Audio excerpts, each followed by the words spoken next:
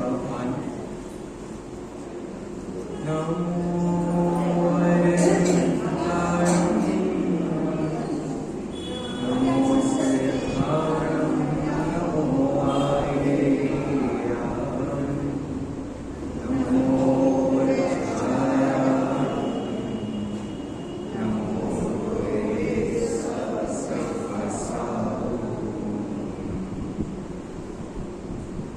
देशयामि समीचीनं धर्मं कर्म निवर्हणं संसार दुःखतः सत्त्वं योधरत्युत्तमे सुखे।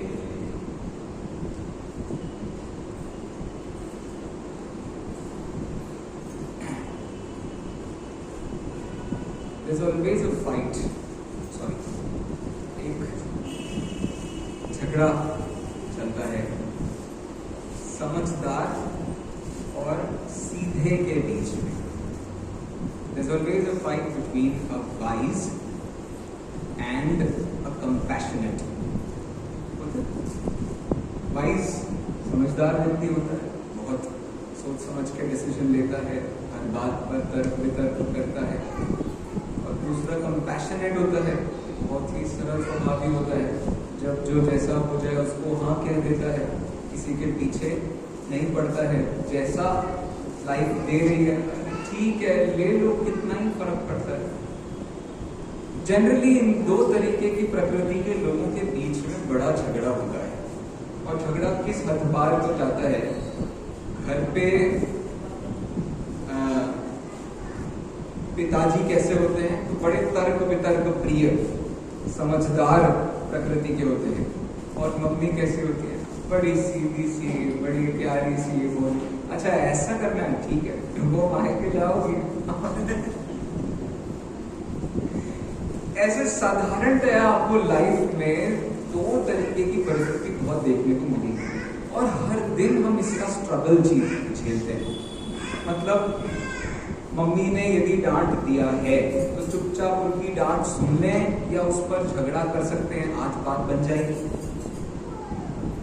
पापा ने डांट दिया है, झगड़ा करने का तो ऑप्शन नहीं है, चलो मनी मार लो बाद में देखेंगे अपना हिसाब। हर दिन हर प्रसंग पर आपको ये देखने को मिलता है। रास्ते पे जा रहे हैं, हमने गाड़ी इतनी निकाली और बड़े तेज धड़ल्ले से स्पीड में चलाई, और वो सब चलाते चलाते किसी के एक्सीडेंट हो गया। अब कैसे वो एक्सीडेंट को हैंडल करना है, यदि वो आदमी अच्छा पैसा वाला दिख रहा है तो क्या कहेंगे, हम तर्क वितर्क करेंगे। और कोई बिल्कुल ऐसे साधारण गरीब सा व्यक्ति होगा, ठीक है जाने दो क्या है इतना दिमाग का। बच्चे कभी कभी मजाक में कहते हैं भाई एक्सीडेंट करके यदि मरना है तो ऑडी के नीचे मरेंगे, हम वैगनआर के नीचे नहीं मरेंगे। मतलब बच्चे कहां सा दिमाग लगाते हैं लोग, आप इसका विचार कीजिए। तो मेरा आशय इतना सा कहने का था कि हमेशा लाइफ में एक प्रॉब्लम हमेशा हमारे सामने होता है, एग्जाम में कोई क्वेश्चन नहीं आ रहा है तो हम क्या करें भाई, एग्जामिनर से लड़ लो, लड़ते लड़ते कहीं ना कहीं इधर उधर मौका मिल जाएगा, कोई आंसर बता देगा, फटाक से लिख लेंगे। नहीं तो हम क्या सोचते हैं, ठीक है एक आंसर नहीं आता है तो नहीं है, थोड़े बहुत मार्क्स कम आएंगे। स्कूल कॉलेज में सिर्फ इसलिए आंसर्स नहीं लिख करके आता था क्योंकि मुझे चीटिंग नहीं करनी है। मतलब एक दिमाग में एक सेट फॉर्मेट था, लाइफ में कभी चीटिंग नहीं करनी है। अब भले ही 50% नंबर आ रहे हैं, घर पे मम्मी गाली देगी, पापा परेशान करेंगे, कुछ होगा, चीटिंग नहीं करनी है बस। तो हम बिल्कुल ऐसे भोले मानुस जैसे बन के घुमा करते थे, बिल्कुल ही गधा है, बुद्धि नहीं है, क्लास में देखो तो क्या हालत है। अब देखो लाइफ में हमेशा आपको कदम कदम पर इस बात का विचार करना पड़ता है, इस बात पर रैशनल हो जाऊं या इस बात को मैं सीधा सीधा कंपैशन से ग्रहण कर दूं। भाई ठीक है दुनिया में सबके साथ सब कुछ होता है आपके साथ। मम्मी परेशान करती है आपको, मम्मी तो मेरी है, मेरी प्यारी मम्मी। फिर मम्मी परेशान करती है कि नहीं करती है ना, कभी कभी जब आप मस्ती ज्यादा करते हो तो मम्मी परेशान करती है। क्या करें उस प्रॉब्लम को सॉल्व करने, झेल लो, क्या ही उपाय है। जैसे बहुत बढ़िया प्रसंग सुनाया जाता है। एक बार क्या हुआ था कि एक पेड़ पर बहुत सारे कौवे रहा करते थे। कौवा बहुत बूढ़ा हो गया, मतलब एक कौवा उनमें बहुत बूढ़ा हो गया था, लेकिन बड़ा समझदार और सज्जन कौवा था। चोंच जिंदगी भर चलाते चलाते उसकी चोंच की धार ही खत्म हो गई थी, मतलब इतना बूढ़ा हो गया था। अब एक बार क्या हुआ, एक पेड़ पर, जिस पेड़ पर वो लोग रहते थे, उसके नीचे एक धीरे धीरे बेल ने चढ़ना शुरू किया। बेल कैसी होती है, पेड़ के सहारे ऊपर चढ़ती चली जाती है। वो बेल ने धीरे से यहाँ से घुमा करके अपना रास्ता बनाना शुरू किया। अब वो कौवा ये कह रहा है बाकी के यंग कौवों से, क्या कह रहा है, ये अभी काट दो। क्या? बेल, ये बेल अभी काट दो। क्यों काट दे बेल? बेचारी इतनी पतली सी बेल है, इसमें कोई दम नहीं है, हरी हरी सी है, बिल्कुल ऐसी लुंज कुंज सी हिल रही है, कुछ उसमें कोई एबिलिटी ही नहीं है। अभी कोई हाथ मारेगा और फटाक से नीचे गिर जाएगी। लेकिन वो कह रहा है इसे अभी बदलो, अभी काट दो। तो अब घर पे जब हमारे बड़े हमसे कुछ कहते हैं तो हम क्या कहते हैं, हाँ तुम्हारी उम्र हो गई है, तुम रह तो तुम्हारे कुछ नहीं समझ में आ रहा, छोड़ो ये सब बातों में कुछ दम नहीं है। तो लोगों ने उसकी बात को माना नहीं। वो बेचारा गया नीचे, कोशिश कर रहा है ऐसे, वो टूटने से रही नहीं, क्योंकि उसके बिल्कुल ही चोंचों में दम नहीं बची। अब एक दिन, 2 दिन, 3 दिन, साल बीत गया, 1 साल बीत गया। अब वो बेल ने अपनी जगह वहां पर बहुत स्ट्रॉन्ग कर ली। वो डेली आते थे ऊपर के ऊपर, नीचे कौन देख रहा है, तो ऊपर के ऊपर आए और उड़ गए, फिर आए उड़ गए। पूरे टाइम इनका ऐसे ही काम चल रहा था। नीचे से जो वो बेल ने अपनी जगह बना ली थी, वो बेल की जगह इतनी बढ़ गई, इतनी बढ़ गई, शिकारी आया उस बेल के सहारे चढ़ के और उसने अपना जाल बिछा दिया। अब जाल बिछाने पर क्या हुआ होगा, सारे कौवे आए और वो उसमें फंस गए। तो अब देखो कितनी बड़ी भारी परिस्थिति हो गई। वो जो बड़ा कौवा था वो कैसा था, बूढ़ा हो गया था, क्या तर्क वितर्क करता है, इनसे कौन मुड़ मारेगा, ये नया नया खून है, नया नया खून है, कौन इनसे मुड़ मारेगा, भाई जाने दो, अब जो है सो है ही, भोग लेंगे, अब जिंदगी तो हमने वैसे ही काट ली है, हमारे दिन ही कितने बचे हैं, हम क्यों दिमाग लगाएं। साधारणतया हम ये सारे परिणामों को कब के लिए छोड़ के रखते हैं, बुढ़ापे के लिए। बुढ़ापे में हम कंपैशनेट हो जाएंगे, हम बड़े सरल स्वभावी हो जाएंगे। अभी क्या करें, कर्म खून, कुछ कर दिखाएंगे, कुछ कर दिखाएंगे। उसके चक्कर में क्या होता है, हम फंस जाते हैं। फंस जाने पे दिक्कत बहुत हो जाती है। अब फिर कहानी में क्या हुआ, कहानी में सारे के सारे, अब जब फंस गए हैं सारे के सारे कौवे, वो निवेदन कर रहे हैं, आपने सही कहा था, ये बेल हमको तभी काट लेनी चाहिए थी, हमने क्यों नहीं काटी, बहुत बड़ी दिक्कत हो गई है। अब बताओ इससे बचने का उपाय भी आप ही बताओगे, हम अब आपके साथ हैं। तो उनने ये नहीं कहा अब पछतावत हो तो क्या, तो उनने क्या कहा, अब एक काम करो, अपन सबके पैरों में सबसे कम शक्ति होती है, जो भी उड़ने वाले जितने प्राणी होते हैं उनके पैरों में शक्ति बहुत ही कम होती है, ज्यादा दम नहीं होती उनके पास। एक काम करते हैं, अपन सब मिलके इस नेट को, वो जो जाल है, उसे लेकर के उड़ जाते हैं। तो फिर वहां से दादाजी ने ऐसे उनकी आवाज तो निकल रही थी, जैसे बड़े मुंह से ऐसे 1 2 3 और सब एक साथ उसको लेके उड़ गए। उड़ जाने पर क्या हुआ, भैया उनका एक दूसरे गांव में फ्रेंड था, चूहे नाम का एक फ्रेंड था, उसके पास गए, उस चूहे ने कट कट कट कट करके सब काट लिया और सब फ्री हो गए।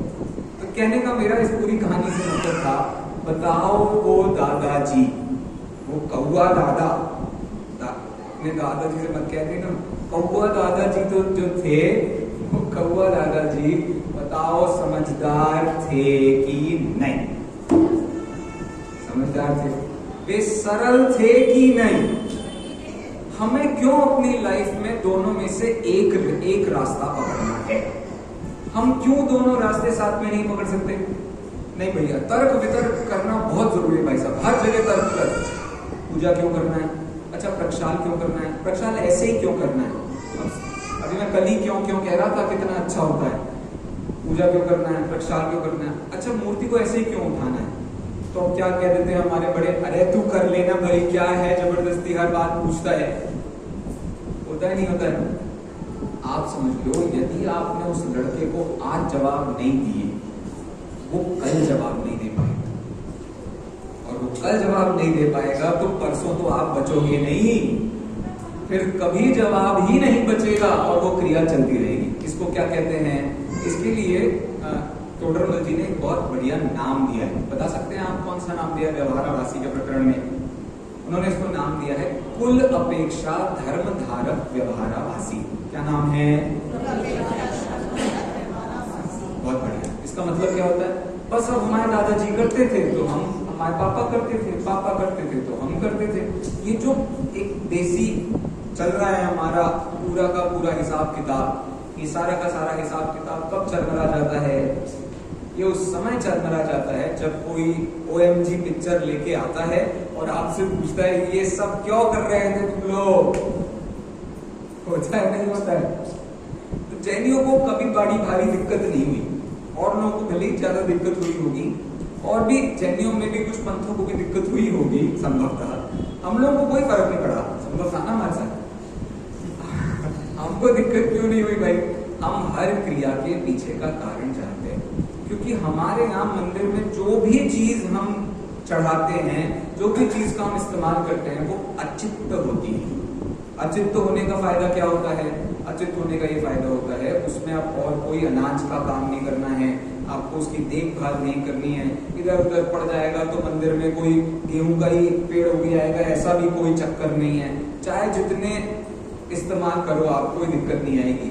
बस थोड़े बहुत पैर में फंस जाएंगे वो चावल, यदि मंदिर में ज्यादा हो जाएंगे, फिर वो टूट जाएंगे तो कहीं कहीं अंदर भी थोड़े घुस जाएंगे, लेकिन इससे ज्यादा कुछ नहीं होने वाला, आपको सब चल जाएगा। तो इस पूरे वाक्य से मुझे क्या समझाना था भाई? लाइफ कभी भी एक दृष्टिकोण से नहीं जी जाती है। प्रॉब्लम क्या होता है? जब हम दोनों को एक साथ ना समझते हुए दोनों में से एक के हिसाब से जिंदगी जीना शुरू कर देते हैं। जो हो रहा है होने दो, जो हो रहा है होने दो। तो अब धीरे धीरे ये जो हो रहा है होने दो ने किसको जन्म दिया आपको पता है? डिवोर्स। जो हो रहा है होने दो, कब तक झेलेंगे हम? अब तो शादियां इस आधार पर होती है भाई, डिवोर्स किन किन सिचुएशंस पर हो सकता है पहले ये लिखवा लो। मतलब अस्थि नास्ति का भंग होता है ना, अस्थि नास्ति नहीं समझेगा? जैसे शादी के 7 फेरे होते हैं, अरे हाँ जी कि ना जी, उन 7 फेरों में हम अच्छी अच्छी बातें करवाते हैं, भाई ऐसा करेंगे, ऐसा करेंगे, ये भी करेंगे, वो भी करेंगे। इनसे पेट नहीं भरता तो इनके ऑपोजिट करवाने पड़ते हैं आजकल। कौन सा ऑपोजिट करवाने पड़ते हैं? यदि ये नहीं किया तो, यदि ये वाला रूल फॉलो नहीं किया तो, यदि ये वाली परिस्थिति नहीं हुई तो। ये जो तो है, इसने सबने ये तलाक नाम की चीज को हमारे यहाँ घर कर दिया, वरना हमारे यहाँ कुछ ऐसी सिचुएशन थी ही नहीं। भारतीय संस्कृति में ऐसा कोई नाम ही नहीं है भाई जिसमें तलाक नाम की कोई चीज होती हो। तो परिस्थिति इतनी सी थी भाई, लेकिन हमारे यहाँ इससे बड़ी एक चीज होती थी लवी भैया। वो कौन सी चीज होती थी? सती प्रथा। कितनी मशक्कत, कितने लोगों का बलिदान करने पर जाकर के हमको समझ आए भाई ये सती प्रथा करने का कोई सेंस नहीं है। तो धीरे धीरे लोगों को और बहुत सारी चीजों में सेंस दिखाई देना बंद हो गए। सारे विचार, सारे के सारी जितनी भी परंपराएं थी वो खत्म हो गई। बस यही कारण है कि उत्तम सत्य के दिन के बाद आता है उत्तम संयम का दिन। बोलिए उत्तम संयम धर्म की है। मैं सोच रहा था हर दिन हमको क्या करना चाहिए, अपने नाम के आगे ये धर्म का नाम ऐड कर लेना चाहिए। जैसे उत्तम क्षमा संयम, उत्तम मार्दव संयम, उत्तम आर्जव संयम। अपने अपने नाम के आगे क्या करो? उत्तम संयम संयम। पूरे इस विषय का आशय कितना सा था? इतना सा आशय है, आप जैसे मुनिराज का एक चरित्र देखो। हमारे मुनिराज कैसे होते हैं? तो हमारे मुनिराज ने जगत से सारे के सारे जितने दंड भंड हैं वो सब छोड़ दिए। ये नासमझी की हरकत थी या समझदारी की हरकत थी? क्यों झेली नहीं लाइफ तो छोड़ दी हमने, ऐसे ही तो किया उन्होंने? नहीं, सोच करके देखो आप, बहुत गंभीर मुद्दा है भाई साहब, ये अत्यंत गंभीर मुद्दा है। हम क्यों नहीं छोड़ पा रहे? आप इस पर भी तो विचार करते हैं। हम दो लाइफ है भाई, एक वो व्यक्ति है जिसने छोड़ दिया, एक हम हैं जिसने नहीं छोड़ा। तो क्या है वो चीज जिसके कारण ये गड़बड़ हो रही है? हम तो अपनी लाइफ में बहुत इंटेलिजेंट है, तो फिर अब इंटेलिजेंट हम हैं तो हम कपड़े पहन के घूम रहे हैं, हम बिजनेस करते हैं, हम दुनिया भर के सारे काम करते हैं और हम इंटेलिजेंट हैं। तो अब इन सबका ऑपोजिट, वो कपड़े नहीं पहनते हैं, उनकी कोई दुकानदारी नहीं है, उनका कोई काम नहीं है, तो फिर हम तो हैं इंटेलिजेंट, वो क्या होंगे? वो होंगे ना समझ। इस भ्रम में जीने लगते हैं हम क्या। तो लाइफ में जनरली आप एक स्टेटस देखो, कोई व्यक्ति आपको सीधा दिख जाए, सबसे पहले सीधा जवाब हम ये देते हैं, ये तो गधा है। सोच करके देखिए सिचुएशन कितनी इंपॉर्टेंट है। अच्छा अब मैं बताऊं, मुझे चतुर्थ गुणस्थानवर्ती कोई श्रावक है, चतुर्थ गुणस्थानवर्ती श्रावक मतलब पकड़ लीजिए भरत चक्रवर्ती, ठीक है। भरत चक्रवर्ती कितने समझदार आदमी थे, तो आप धड़ल्ले से देखो भाई, समझदारी के पुंत माने जाते थे वो जगत में। कैसे? 6 खंडों पर विजय। देखो 6 खंडों पर विजय प्राप्त कैसे की जा सकती है, इसके मनोविज्ञान पर आप जाने की कोशिश कीजिए। जब दादा ये भरत का अंतर्गम लिख रहे थे तब इस पर बहुत चर्चा हुई, देश भर में चर्चा तो क्या ही होगी, ये तो सारे ऐसे ऐसे पंडित बैठे थे स्मारक में, तो ये इनकी क्लास हो गई, इनके बीच बाद वाली क्लास हो गई, ये सारे के सारे पद्म पुराण पढ़े बैठे लोग थे, ये सारे के सारे हरिवंश पुराण पढ़े बैठे। ऐसा तो कहीं लिखा ही नहीं है, दादा कहां से नई बातें लगा रहे, ऐसा तो होता ही नहीं है। लेकिन आप विचार करके देखो, हमेशा जब भी जंग हुई है, जंग मतलब लड़ाई, तलवारों से लड़ाई, हमेशा 2 पार्टियां ही रहती हैं। आप समझना मैं क्या कहना चाह रहा हूं।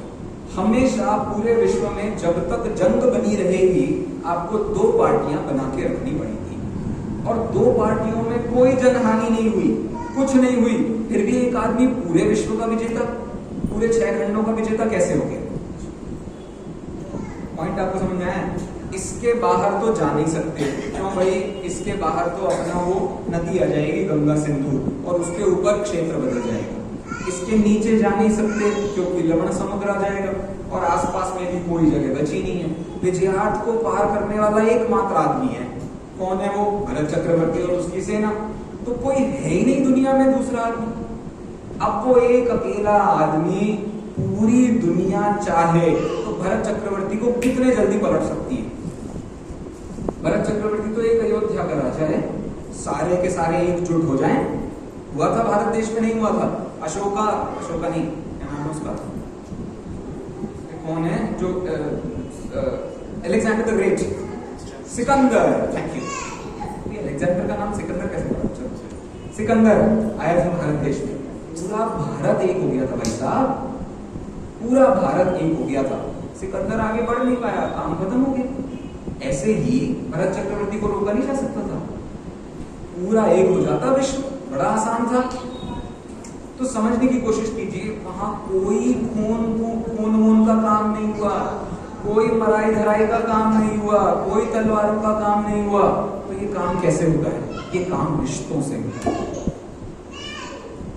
यदि आपको पूरे के पूरे, ये कोई सपोज यहाँ का एमपी है, कोई यहाँ का, ये कहाँ है, दिल्ली का कोई एमपी है, इस व्यक्ति को राजस्थान के जगह की पॉलिटिकल पार्टी का भी सपोर्ट चाहिए, क्या है सबसे अच्छा उपाय? सबसे अच्छा उपाय है वहां पर अपने कोई रिश्ते बना। अब कोई वैसे रिश्ते बना लोगे तो दिक्कत हो जाएगी भाई। सबसे बढ़िया खून के रिश्ते बना लो, शादी कर लो, ब्याह कर लो। कितना होता है आज आपको, कितनी सारी पॉलिटिकल पार्टीज में देखने को मिला, कितने सारे एक्टर्स जानबूझ के भाई दूसरे एक्टर से कर लो शादी, भले ही 19 होगा, बेकार होगा, लेकिन अपने एरिया का होगा, काम खत्म होगा। इस दृष्टि से कितने सारे लोग इस बात का विचार करते हैं। तो अब भरत चक्रवर्ती ने क्या किया? 96,000 रानियां, खत्म कहानी। कोई खून की कहानी नहीं, कोई जंग नहीं, कोई मारकाट नहीं। अब दादा ने ये लिख दिया, और भैया पद्म पुराण में तो ये लिखा है, चक्रवर्ती ने कितने सारे तलवार, कितनी सारे सामान, कहां के 14 प्रकार के रत्न, 7 चेतन रत्न, 7 अचेतन रत्न, और सबने खूब लड़ाई धड़ाई करी, खूब लड़ाई धड़ाई करी। दादा ने फैक्ट बदल दिया। आप एक बार जियोग्राफिकली किसी पोजीशन पर विचार करके देखो, राजा तो बन के सोचो एक बार। भरत चक्रवर्ती एक राजा है, राजा की तरह सोचो। तो भरत चक्रवर्ती का फिर दिमाग कैसा चला होगा? भाई बहुत ही बढ़िया नियम कानून वाला आदमी, बिल्कुल स्ट्रिक्ट वाइज मैन, धरती का सबसे समझदार आदमी। सरल तो पक्की बात है नहीं है। इतना जिसके पास में वैभव है वो आदमी सरल नहीं हो सकता। कैसे सरल मान रहे हैं? उसे तो बिल्कुल दम्भ से घूमना पड़ेगा, अकड़ू सीना तान के। इस पर दादा ने एक कहानी लिखी जिसका नाम है अभागा भरत। तीसरी चौथी कहानी है, आप कुछ भी कहोगे। अभागा भरत क्यों लिखी उन्होंने वो कहानी? वो कह रहा है, वो उसको जाना है चक्ररत्न की प्रॉब्लम्स को सॉल्व करने के लिए, और यहाँ वो अपनी माँ की गोदी में रो रहा है। कैसे? आप सोच करके देखो, कोई इतना बलशाली व्यक्ति, कोई इतना सब ज्ञानवान धनी, सब सारी स्ट्रेटेजी आती थी उनको, कोई गधे नहीं थे वो मतलब ऐसा नहीं मम्मी बताएंगी बेटा, ये बाहुबली की कहानी है, मम्मी बताएंगी बच्चा क्या करेगा लाइफ में, ऐसा कुछ नहीं है भाई। वो आदमी सब कुछ, सारी कला में अत्यंत निपुण, और माँ की गोदी में रो रहा है। माँ की गोदी में रोना अकेले छोड़ो, वो माँ की गोदी में तो बाद में रोएगा, पहले तो वहां पहुंचा और वहां देखा वो पद्य में एक लाइन है ना, नाम लिखने की भी जगह वहां नहीं मिली। इसके लिए भरत चक्रवर्ती की पूजन है, भरत चक्रवर्ती की पूजन में उसमें एक पंक्ति उन्होंने ऐसी डाली थी। तो आशय ये हुआ कि वहां गए, वहां उनको नाम लिखने की भी जगह नहीं मिली, और ये सारा झगड़ाबाजी हुई। तो समझ में आता है भाई ये दुनिया जिसको हम भोगने जा रहे हैं, ये दुनिया कितने बार भोगी जा चुकी है। इसके लिए राजा ने उसका नाम क्या रखा? उच्छिष्ट भोजी भरत। उच्छिष्ट मतलब जो खा करके थूका गया है उसको दोबारा खाना, इसको क्या कहते हैं? उच्छिष्ट। उल्टी की हुई चीज को हम दोबारा खा रहे हैं उसको कहते हैं उच्छिष्ट भोजी। अब बताओ, जितना खाना तुम दिन भर खाते हो, ओ इंद्रिय संयमी, ओ प्राणी संयमी, दिन भर में तुम जितना खाते हो, जितने सामान का भोग करते हो, क्या आज पहली बार परमाणुओं का इस्तेमाल किया गया? हमें तो फ्रेश चाहिए, सुपरमार्केट से बिल्कुल फ्रेश सामान आना चाहिए, सब्जी मंडी से फ्रेश। मोबाइल सेकेंड हैंड नहीं यूज करना है, खराब होता है, बेकार होता है, फ्रेश हैंड। भाई पूरी दुनिया ही, कोई दुनिया का ऐसा परमाणु नहीं है जिसका किसी अन्य परमाणु के साथ संबंध ना हुआ हो। कभी ना कभी कहीं ना कहीं उनका संबंध हुआ ही है, इसमें कोई बड़ी भारी नई बात नहीं है। इस प्रसंग से मुझे आपको ये बात समझानी थी कि जगत में हम सबका काम चलता कैसे। इमेजिन करके देखो बेटा, आप खाना मांगती हो, मम्मी आपको खाना दे देती है, लेकिन कई बार खाना खाते खाते खाते भी आपको किसी किसी दिन बुखार हो जाता है कि नहीं हो जाता है? मम्मी आपको खराब खाना खिलाती है? नहीं, भी बुखार हो गया। इसका मतलब हर चीज हमारे कंट्रोल में नहीं है। ये जनरल आइडिया सबको समझ में आता है? नहीं आता है? सबको समझ में आता है, हमारे कंट्रोल में नहीं है। संयम भैया की बातों से नींद आएगी, कंट्रोल में नहीं है हमारे। होता है, सब कुछ हमारे कंट्रोल में नहीं है। ये बात हमें समझ में ग्रेजुअली लाइफ में आ ही जाती है। एक बात तो मम्मी जी कल कह रही थी कि भैया पहले तो भैया बहुत रुचि लगती थी, आजकल रुचि नहीं होती है। भाई क्यों समझना है कि रुचि लगेगी हर बार? कुछ नहीं, रुचि के हिसाब से दुनिया में जगत में काम गिने चुने होते हैं, गिने चुने, बाकी सारे काम मजबूरी में ही होते हैं। हम क्या चाहते हैं, क्योंकि हमारी चाहत ही हर आधे घंटे में बदल जाती है, कहाँ चाहत के हिसाब से जगत में काम होंगे? तो कतई नहीं हो सकते हैं। तो इस पूरे प्रसंग में क्या समझ में आया हमको? भाई समझदारी और सरलता ये दोनों एक दूसरे के विरोधी नहीं। तो मैं भरत चक्रवर्ती के जीवन से आपको बता रहा था, भरत चक्रवर्ती कितने समझदार व्यक्ति थे, लेकिन वो कितने सरल व्यक्ति भी थे। इसका बिल्कुल ऑपोजिट रूप देखो आप। एक बार पता क्या हुआ था? भरत चक्रवर्ती के सामने एक व्यक्ति आया और उसने कहा मुझे आपका पूरा महल घूमना है। क्या कहा उसने?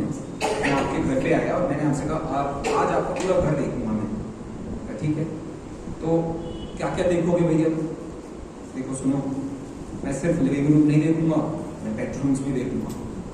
मैं सिर्फ बेडरूम्स नहीं देखूंगा, वॉशरूम्स भी देखूंगा, सब कुछ देखूंगा। अच्छा, राजा के घर में आके मुझी को बातें दे रहे हैं। अब देखो भरत चक्रवर्ती ने क्या किया। भरत चक्रवर्ती ने कहा ठीक है, तब पूरा रनिवास से लेकर के हमारे जितने वॉशरूम्स हैं, बगीचे हैं, जितने पूल हैं, सब कुछ तुमको दिखाएंगे। कब दिखाएंगे?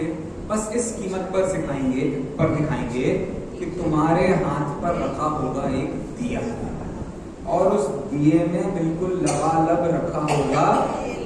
तुम कम कर लो पहले, लेकिन फिर बीच में गड़बड़ हो जाएगी, तो फिर यदि तेल दिया बीच में बुझ गया तो आसपास लोग खड़े हैं, फिर कुछ भी हो सकता है, कह नहीं सकते, हम बता नहीं सकते क्या हो। तो उन्होंने क्या शर्त रखी भाई, एक बूंद भी तेल इसमें से, घी इसमें से गिरना नहीं चाहिए, तुमको वो लेके ही जाना है। ठीक है, चलेगा? अच्छा, गिर गया तो क्या? कुछ नहीं, बस ये 2 बॉडीगार्ड पीछे लगाए हैं, इससे ज्यादा कुछ नहीं किया है। बॉडीगार्ड क्यों लगाए हैं? अच्छा, मेरी रक्षा के लिए, गिर जाएगा तो वो आसपास संभाल ले। नहीं, वो ऐसा उनके पास में एक तलवार है, बहुत दिनों से यूज नहीं हुई है, तो वो ये सोच रहे हैं कि भाई थोड़ी उसकी धार चेक करी जाए। तो यदि वो एक बूंद भी तेल नीचे गिर गया तो वो क्या करेगा? यहां से तलवार आएगी, यहां से हमारा सिर धड़ से अलग कर देगा। अच्छा ठीक है, लेकिन अब उसने प्रॉमिस कर ही दिया था कि उसे तो घूमना है, क्या करेगा बेचारा? ठीक है, थोड़ी देर नीचे देखूंगा, थोड़ी देर ऊपर देखूंगा। वो नीचे देख रहा है, चलते चलते तो भाई एक पैर आगे बढ़ता है, फिर दूसरा पैर आगे आता है, फिर तीसरा पैर। तो अब आगे आएगा तो बैलेंस तो हाथ का हिलेगा ही। एक बार पैर इधर गया तो थोड़ा सा इस तरफ हो गया, फिर थोड़ा सा पैर उधर के थोड़ा इस तरफ हो गया, ऐसे वो हिलता रहा। वो हिलता रहा बेचारा, पूरे 3 घंटे तक उसने पूरा राजमहल घूम लिया। और घूमने के बाद आया और उसने कहा क्या गजब का राजमहल है आपका। तो राजा कह रहे हैं भाई देख लिया, मन भर गया, मजा आया, देखा मेरी रानियां कितने मजे में रहती हैं, उन्होंने कितने अच्छे से। तो पक्का विश्वास है ये आदमी साला होगा, कोई नहीं समझे, उनकी किसी रानी का भाई होगा। अब भाई दोज पे आया होगा और उसने कहा वो दिखाओ मेरी बहन को कैसे रखते हो तुम। उस चक्कर में उसने, और फिर कंपेयर भी करना पड़ता, 96,000 रानियां हैं, मेरी अकेले बहन तो तुम्हारी पत्नी है नहीं, और कितनी सारी, सबके दिखाओ। पक्की बात है कोई साला ही होगा। ठीक है, तो परिस्थिति क्या बनी? तो उसने कहा भैया मैं समझ गया, मैं अब समझा हूं कि आपकी 96,000 रानियां हैं, आपको इतनी सबकी फिक्र करनी पड़ती है, तो कहीं ना कहीं कभी ना कभी कुछ ना कुछ होता ही होगा। मेरी बहन के साथ भी कुछ हो गया होगा, क्या बड़ी बात है। कभी कभी ऐसे बड़े बड़े शहरों में ऐसी छोटी छोटी बातें तो होती रहती है, तो हो गई होगी कोई एक ऐसी छोटी बात। तो परिस्थिति ऐसी सारी बन गई। तो इससे हमें पता चलता है भरत चक्रवर्ती बताओ सरल थे या समझदार थे? इस बात को बहुत गंभीरता से समझने की बात है। मैं क्यों कह रहा हूं आपसे ये बात? बताओ सब, जैन दर्शन में मोक्ष का मार्ग किसे कहते हैं? जैन दर्शन में मोक्ष का मार्ग किसे कहते हैं? सम्यक दर्शन ज्ञान चारित्राणि मोक्ष मार्ग। इस सरलता का नाम है सम्यक चारित्र, और इस समझदारी का नाम है सम्यक दर्शन, सम्यक ज्ञान। जब तक आपको ये नहीं हुई तब तक आप दुनिया में न तो सरल हुए हैं और ना ही समझदार हुए हैं।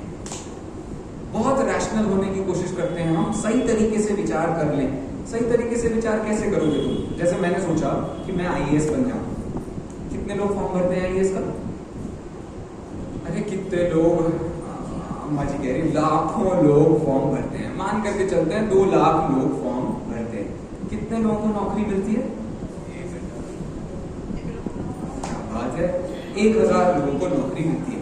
हर आदमी रैशनली सोच करके भाई 1000 सीटें हैं, एक नहीं तो दूसरी, दूसरी नहीं तो तीसरी, कहीं तो नंबर लगी जाएगा भाई 1000 में 1। लेकिन उसे क्या नहीं पता है बेटा ये 1000 में 1 सीट की कहानी नहीं है, ये लाख में 1 सीट की कहानी है। लाख में 1 सीट का मतलब समझ रहे हो तुम? तुम्हारे जैसे बहुतेरे हैं। सम्यक दृष्टि वो जीव होता है जिसे ये बात समझ में आती है, जगत में अकेला मैं ही जीव नहीं हूं, निकोदिया भी जीव है। अकेले मैं ही जीव नहीं हूं। जिस मच्छर को मार रहा था मैं डेंगू के डर से, वो मच्छर भी अपनी इंद्रियों की सुरक्षा से है। और कहो वो मच्छर 1 इंद्रिय से 3 इंद्रिय 4 इंद्रिय बना होगा, तो कितनी मेहनत करके वो आया है आपको इसका अंदाजा नहीं है। लेकिन तुमने जो मच्छर को मारा है बेटा, वो संगी पंचेंद्रिय से नीचे की गतियों में जाने का काम किया है। क्यों?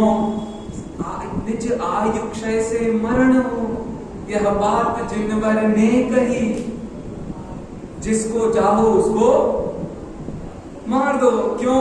सब आयु क्षय से। मैंने आज तक कभी किसी को नहीं मारा, और ये मच्छर आई, और अब देखो अभी ताली बजाने का मन नहीं होगा, और अब भी बच्चों का कंपटीशन होगा, धड़ाधड़ ताली बजाओगे सबके सब। बात समझो, ये एक चरित्र की समझ है। मैंने भी बजाई है, बात इसकी नहीं चल रही, बात विचार की चल रही है। हम जनरली किस विचार में होता है, जब 100 लोग एक पाप कर रहे होते हैं तो पाप से पापपना खत्म नहीं होता। सबको समझ में आता है वो गलत है, लेकिन पाप के प्रति घृणापना खत्म हो जाता है। क्या बोला? जब 100 लोग मिलके एक पाप कर रहे हों तो हमें उस पाप के प्रति घृणा खत्म हो जाती है, इसीलिए हमें वो पाप ही नहीं लगता। ऐसा आए दिन होता है कि नहीं होता है? हम थैली का इस्तेमाल कर रहे हैं। किसका इस्तेमाल कर रहे हैं? थैली। पूरी दुनिया करती है, क्या बड़ी बात है भाई साहब? हमने शादी की, क्या गलत किया भाई? पूरी दुनिया कर रही है शादी, इसमें गलती क्या होता है? हमने आइसक्रीम मांगी, पूरी दुनिया आइसक्रीम खा रही है। हमने नॉनवेज खाया, लोगों की जिंदगी इस हिसाब से चलना शुरू हो जाती है जब वो ज्यादा रैशनल होने लगते हैं, ज्यादा हम समझदारी पर काम करना शुरू करते हैं ना, हमें ऐसा दुनिया में कुछ गड़बड़ लगता ही नहीं, सब सही तो है। इस दुनिया में जैसे मैं जी रहा हूँ वैसे हजारों लोग जी रहे हैं। क्यों मंदिर जाऊं मैं पार्टी के लिए चला जाता हूँ, जाना ही तो है घर से बाहर।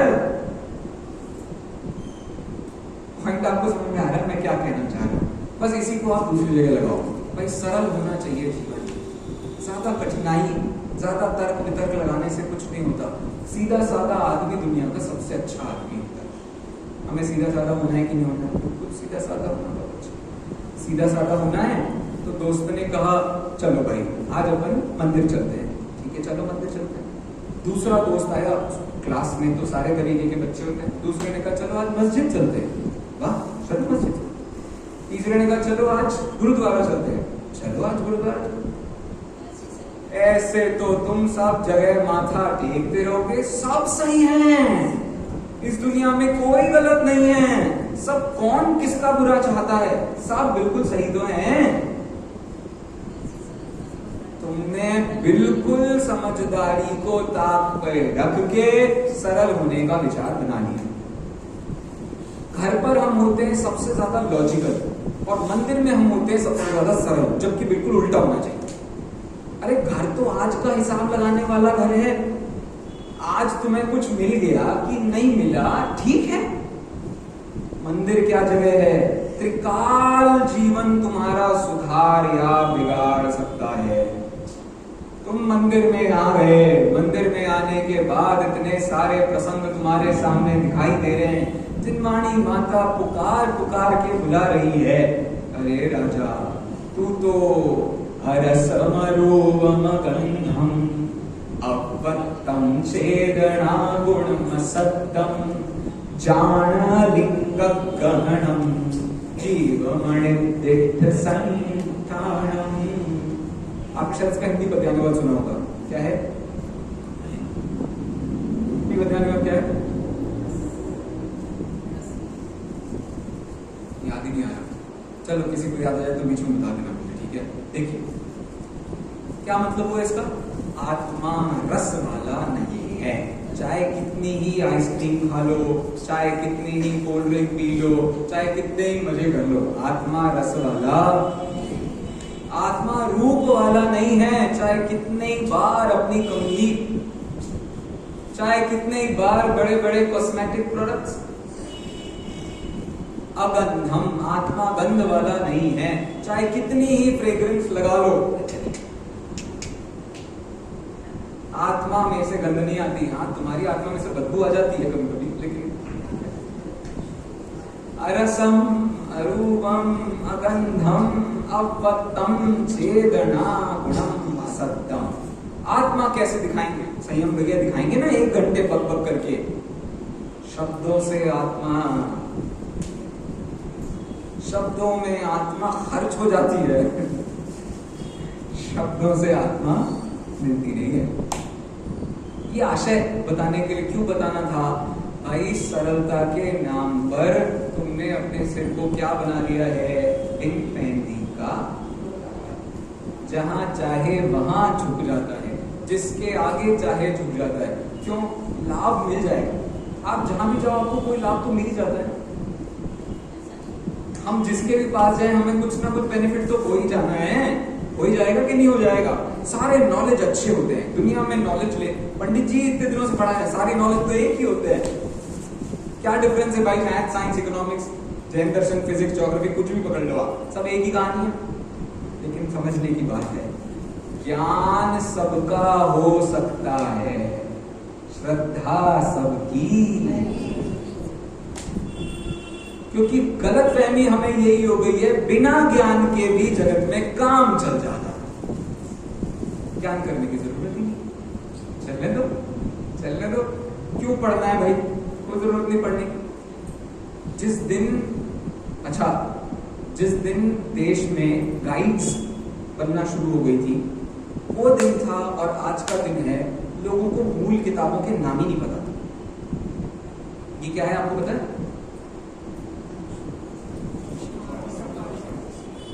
ये गाइड है, मूल बुक नहीं है।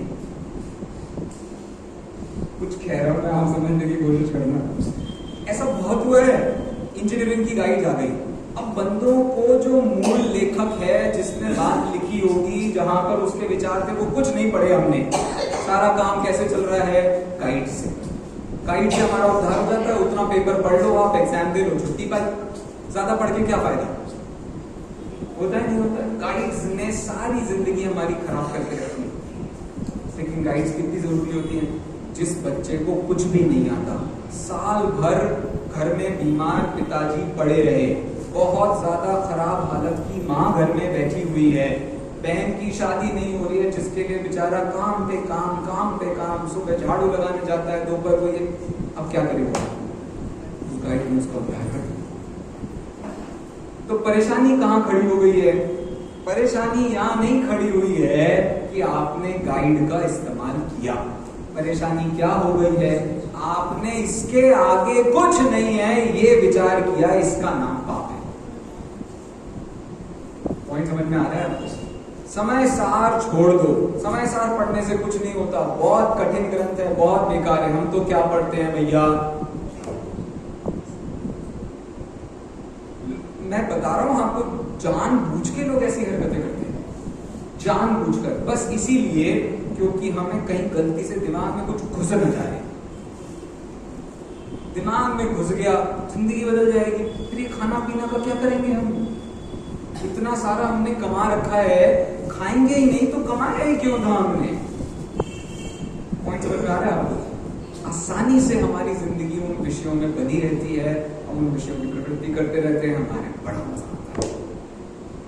अब बताओ मुझे, सम्यक दृष्टि समझदार है या सम्यक दृष्टि सरल है? मैं नहीं मानता। सम्यक दृष्टि तो श्रद्धा का नाम है, श्रद्धा को समझदारी बोलते हैं। सरलता कहां से आ गई? मां बोलो, सम्यक दृष्टि समझदार है कि सरल? बोल, एक एक करके बात कर ले। बोल, हाँ बोल बेटा। कैसे? क्या है दो एबिलिटीज उसके पास जिनके कारण वो समझदार भी हो गया और सरल भी हो गया? सरल है कि जीवन में वो कोई मतलब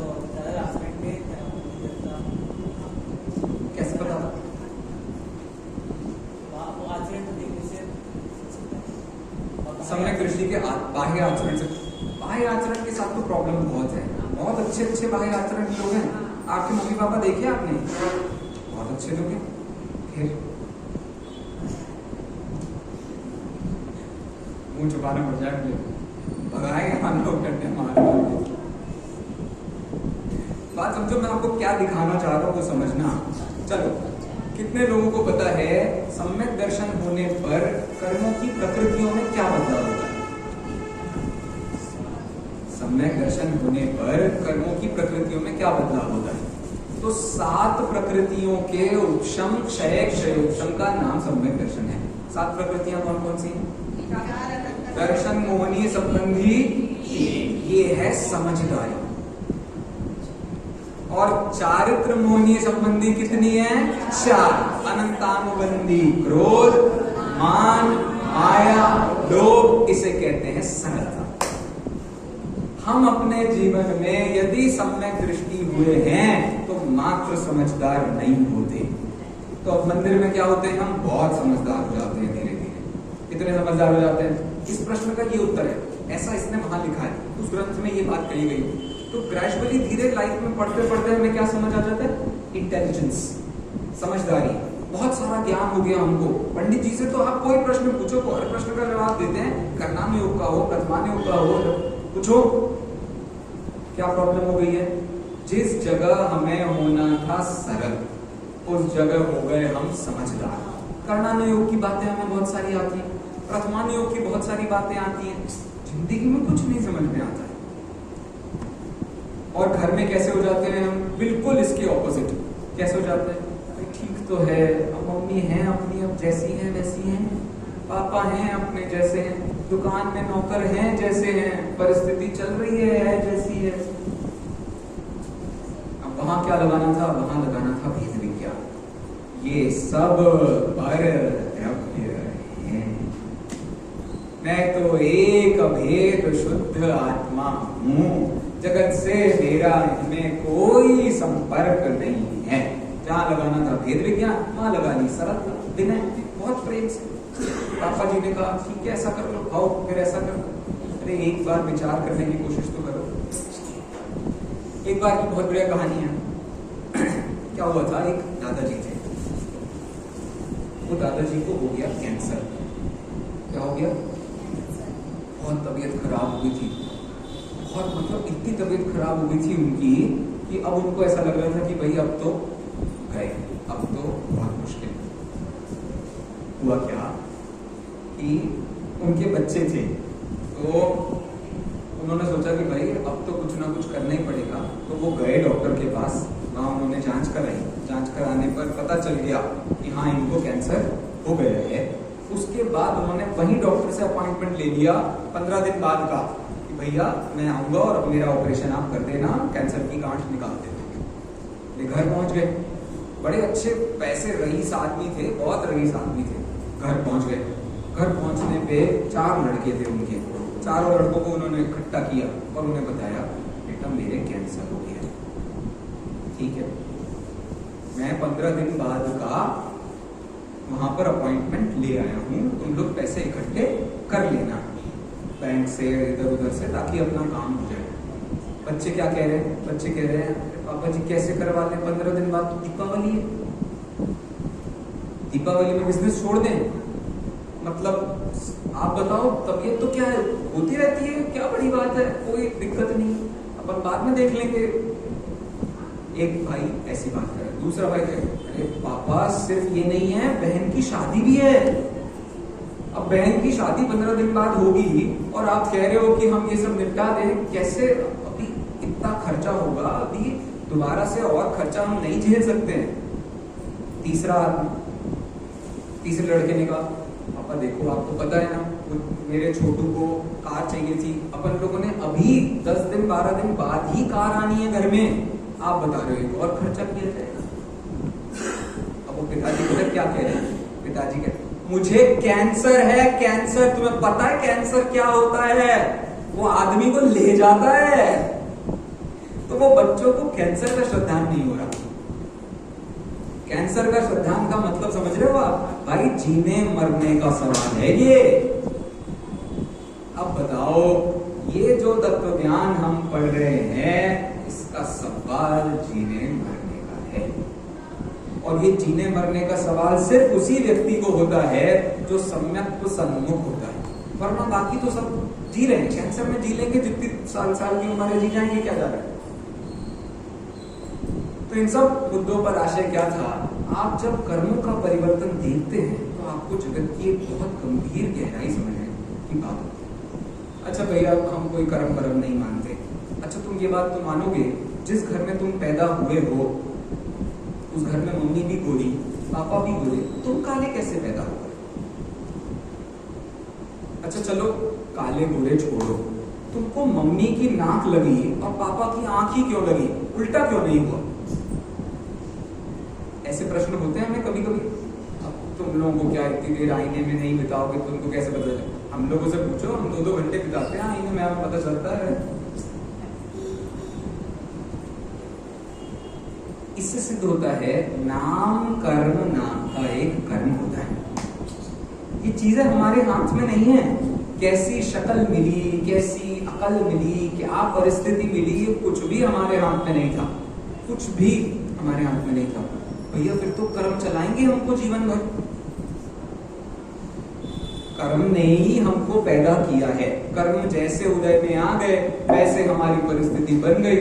तब तो मम्मी जी पूरे जिंदगी भर कर्म ही हमको चलाएगा। सही बात है।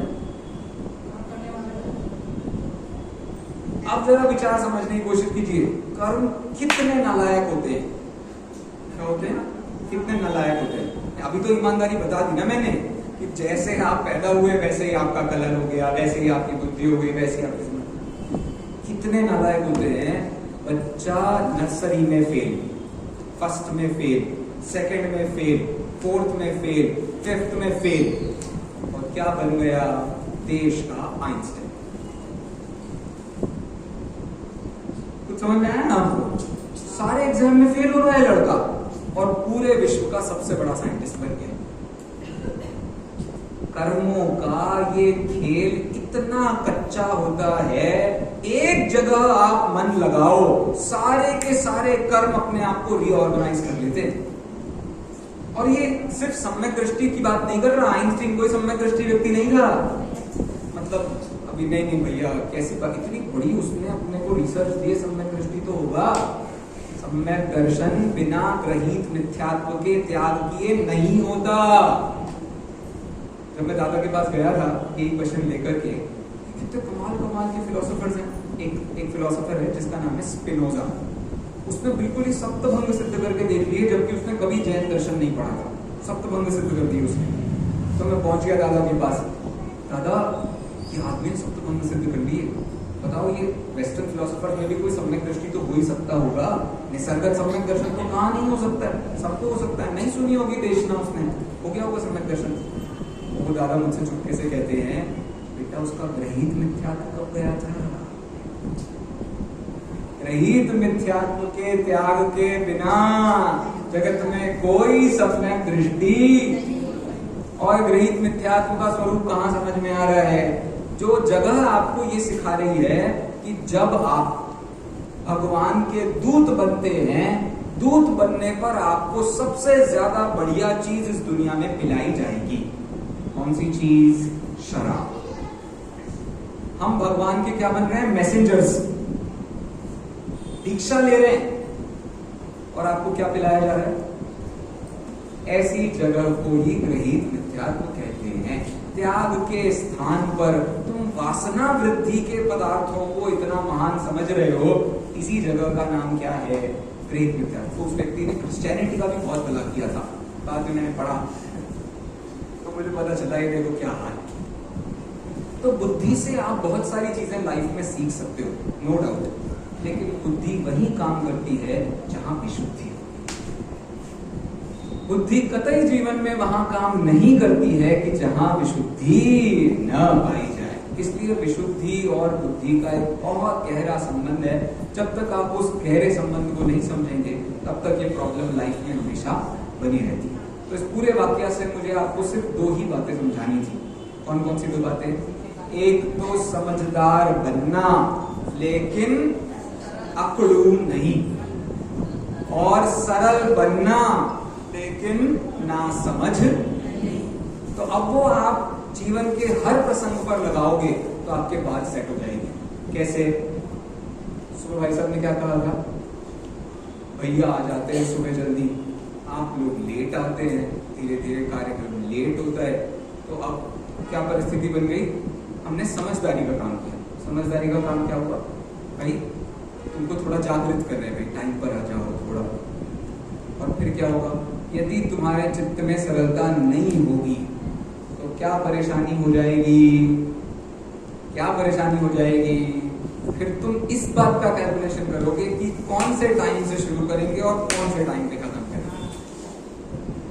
प्रॉब्लम समझो आप, प्रॉब्लम कहाँ खड़ी हुई है? प्रॉब्लम सिर्फ और सिर्फ यहाँ खड़ी हुई है लाइफ के हर डिसीजन में हम दोनों में से एक को मान समझते हैं। दिक्कत यही खड़ी होती है। कहाँ समझदारी लगानी, कहाँ सरलता लगानी, ये हिसाब मैं आप पर छोड़ता हूं।